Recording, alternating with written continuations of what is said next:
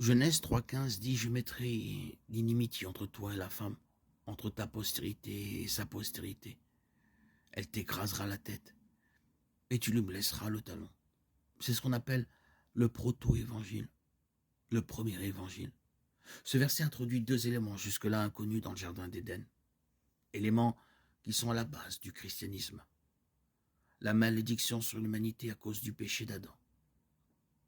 Et la disposition de Dieu pour un sauveur du péché, qui prendrait sur lui la malédiction. Le verset 14 indique clairement que Dieu parle au serpent qu'il maudit de ramper sur son ventre et de manger de la poussière tous ses jours.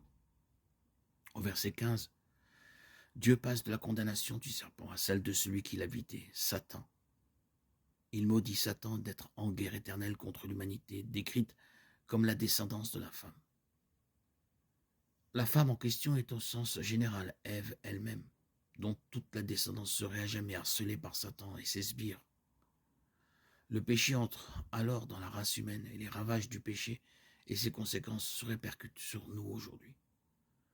Nous héritons du péché et de la nature pécheresse d'Adam et nous en souffrons continuellement. L'inimitié, l'hostilité, la haine des hommes et des démons entre lesquels la guerre continue toujours, aujourd'hui encore, commence ici.